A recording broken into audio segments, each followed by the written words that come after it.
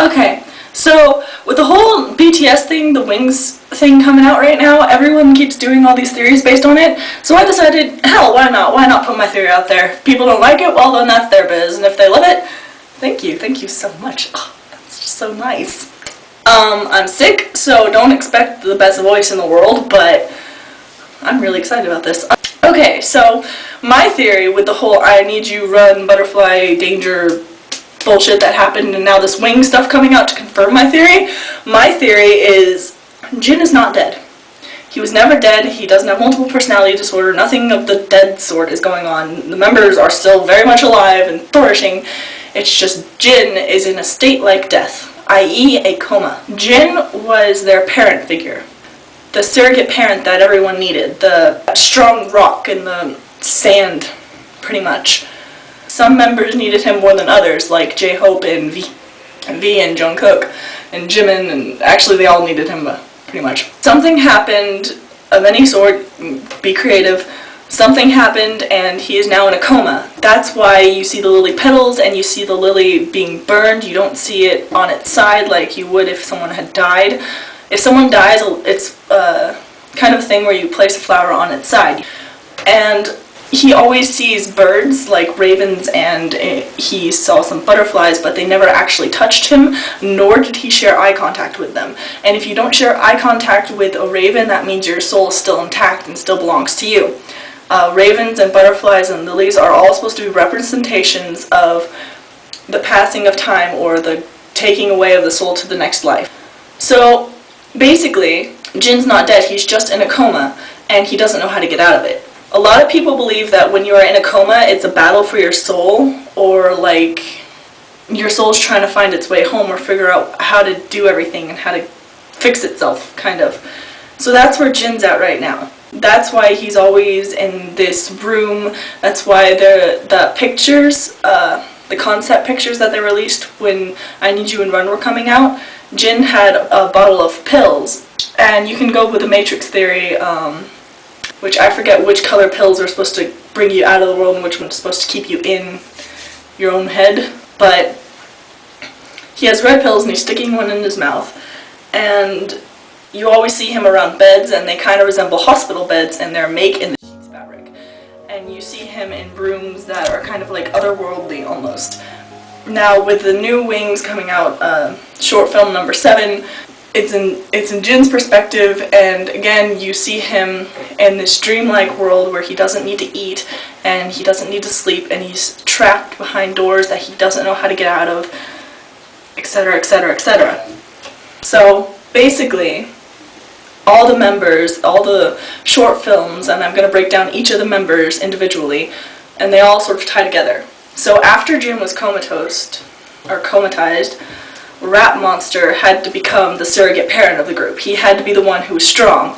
That's what the mirror is all about. The mirror is a representation of yourself. What you portray in the mirror is a part of your soul.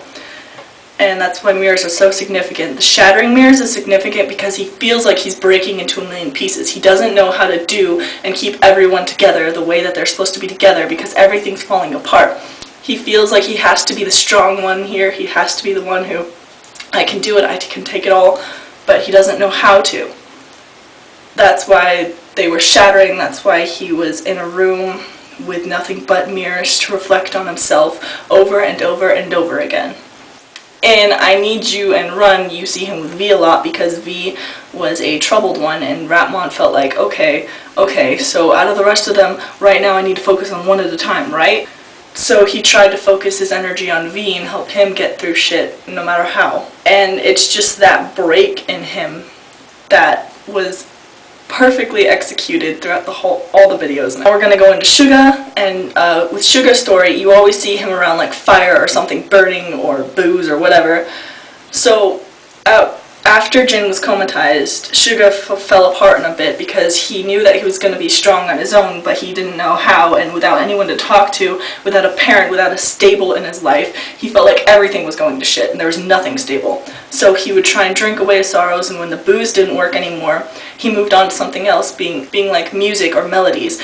That's why he was in a drunken state when he broke the store door to the piano. When he heard the owners of this place coming towards him, he tried to run away, and mentally he was injured badly. He was very badly injured, almost dead.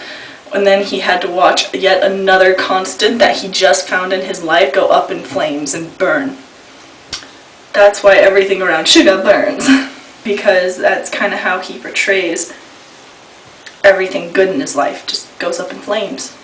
Jimin has to deal with Jin no longer being here, and he has to try and manage himself. It's kind of tearing him apart, like, mentally, because half of him is like, alright, you know what, fuck it, I'm just going to completely ignore this and ignore the pain and ignore everything going on, so he tries to get rid of it by distracting himself with so many different things. And that's why in I Need You and Run and Butterfly he was always partying, he was always the one who was being wild and crazy and free, because he was just trying to escape the best he could out of all the pain. And that's in water, he felt like he was submerged in his own emotions. He wanted to, that's the other part of him that just wanted to just bury himself in his emotions and not do anything but feel and feel and feel till he couldn't feel anymore. Except his head was always above water, meaning he knew that he was doing this, he just didn't know how to not do it. So Jimin was kind of like a perfect portrayal of how we all feel when something tragic happens. We just try and take it all in and feel it as much as we can and shut it out at the same time. And it's kind of just a breakdown of that. On to J-Hope. When Jin was their rock and their strong point, J-Hope already had pre-existing pain and pre-existing problems around like the psyche area. That's why in I Need You, when he opened the cabinet, it was full of pills and medicine, because he already had issues there. It's just Jin, his parent figure, his mother, his father, his brother, his sister, was there for him in his time of need. And with Jin gone, J-Hope kind of broke down in a way, because he's like, I can't do this on my own, there's nothing to keep me here anymore, I'm stuck, I'm trapped. So he thought suicide was one of the best attempts, just a complete shutdown of absolutely everything around him.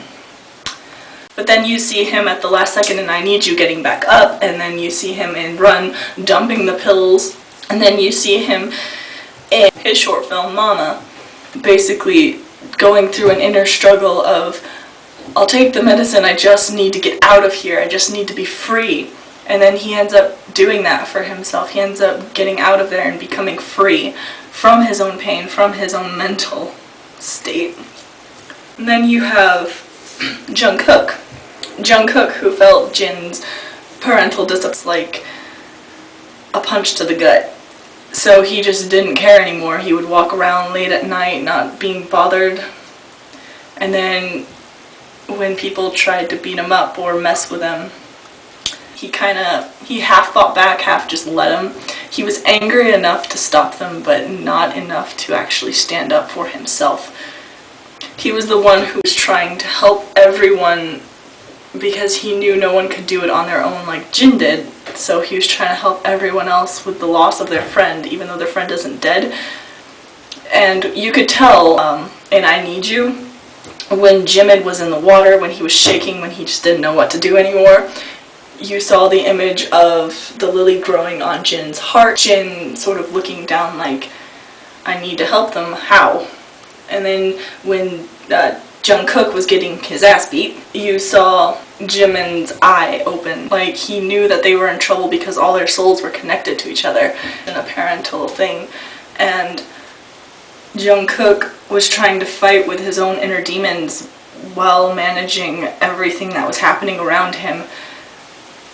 And that's what the significance of the self-portraits were. When you saw a self-portrait of his eye being gouged out, that was him feeling like he's blind right now, he's going into a battle blind and he doesn't know how to frickin' fight anymore. Or the self-portrait of him as a grotesque figure of just colors and splatter and gunk and everything. It's like he finally was staring at himself for the first time in a while and taking a step back and looking at himself like, I'm fucked up, I need help, I need someone to listen, someone at all. It was sort of more or less, Jungkook's story is more or less like a realization that he needs help rather than a shutdown like everyone else. Which is very, very, very sad to say. Jungkook and Rapmon are kind of floating in the same raft right now. It's not even a boat, it's just a raft. Plank of wood, and they both stood on it and they're like, yep, This is where we're at right now. And now, last but not least, V. Everyone's favorite little messed up cookie. With the loss of Jin as V's surrogate parent, which V really needed a surrogate parent. He needed someone there who was always there, who could take him away from all the bad and all the fucked up and help him out. And now that Jin's gone, V was struggling, and he was struggling even more when he finally stood up to his sister's boyfriend and did that thing with the bloody blue. I saw him in It Was Either Run or I Need You, where he was underwater and drowning. That was the symbol of his emotions. He was drowning, he was falling apart, he didn't know what to do, he was stuck and he couldn't get out, and then at the very end he finally got out of the drowning feeling, but it was for work. And Ratmon was trying to help him through that time. He was trying to help him by relieving the pressure, relieving the pain, relieving the hurt. Although V wasn't going to come clean about, hey, I just killed someone. He wasn't just going to say that, so everyone knew there was something wrong, but they didn't know how to help, and they were all trying to deal with their own inner demons. And finally, V, after he came out of his emotions, he was like, I need to tell someone, anyone, I need someone to hear me, someone to listen. So he got caught, and he got interviewed, and he knew very well that he was going to be caged up, and that his little burst of joy and his little expression of happiness and freedom was going to be gone after he got locked up, but he knew that, and he felt that it was okay that way. See, to V, in V's head, Jin's already dead. Jin's gone, he's just not there anymore. To everyone else, there's a chance that Jin is still alive. There's a chance he's fighting through it. And we've seen that he's fighting through it in the last Wings thing, but to V, that's just not the case. Jin's gone. So V went through a steady breakdown where he couldn't anymore. He wanted to die, he wanted to live, he wanted to get rid of it by destroying things, he wanted to get rid of it by helping things, he just wanted to get rid of it, period. He finally decided, I'll get rid of it by getting rid of all my joy. That's my theory about everyone, and it's all connected because they were all friends, they were all under that stability, they were all in that perfect little web where Jin was their parent and their only solid in a world of unconscious and trying not to be gone, but for all intents and purposes is not there for them anymore. They're trying to deal with everything on their own, and it's just not working for them anymore. So yeah, incredibly depressing. Thank you, Big Hit, so much. I'm a sick person and I'm getting super depressed. Thank you so freaking much. Really, I had gone over to my friend's house, and when I Need You and One Run were coming out and everyone was making all these theories and all this stuff, I went over to her and I'm like, so what's your theory on this? And so I showed her all the videos, and she came up with a conclusion with me that, well, he's not dead, he's just not here right now. And then later I came up with the conclusion he's not here right now because he's in a coma, so he's soul fighting right now. He's trying to fight whether he should stay, whether he should just move on. That's my theory, that Jin is in a coma and everyone's trying to deal with that fact and move on their own, and it's just not working no matter what the fuck they do. The portrait in both J-Hope's Wings episode and Jimin's Wings episode is significant because it's black and white, which means you can see all the detail clearly, which also means a disconnect from the world around you. That's what black and white symbolizes. It's a disconnection. So they feel most disconnected from everything. And Ratmon, the phone booth, was significant to him because he needs help, he needs to call out for help, but there's no way for him to. His call out box is locked. He doesn't know how to open it. He can't find the key. He just needs help. He can't bring himself to say so. That's my theories. What are your theories? Everyone's got some. Blast out whatever theories you have. They could be like 10-second theories or 3-hour-long theories. Go for it. Everyone's blasting out theories right now. It's so much fun. Jin's in a coma. Everyone else is falling apart because they need help and they can't get help. So, thank you so much for watching, everyone. Please like the video. Please share it with your friends. Please elaborate on this theory. Bye!